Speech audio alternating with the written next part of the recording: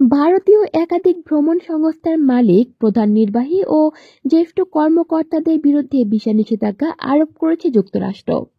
ভারতীয় এসব সংস্থা সচেতনভাবে অবৈধ অভিবাসনে সহায়তা করেছে বলে অভিযোগ করেছে ওয়াশিংটন। সোমবার মার্কিন পররাষ্ট্র দপ্তরের এক বিবৃতিতে ভারতীয় একাধিক ভ্রমণ সংস্থার বিরুদ্ধে ভিসা নিষেধাজ্ঞা আরোপের বিষয়টি জানানো হয়।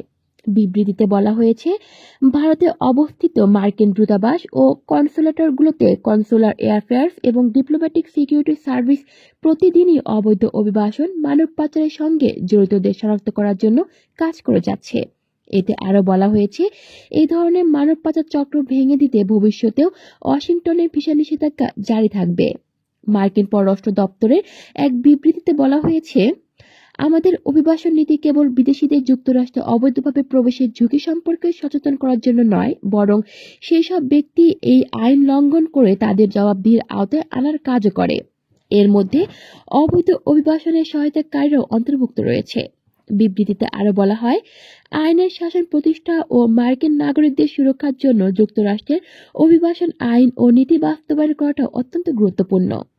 কলি শিকদার, বাংলা নিউজ নেটওয়ার্ক।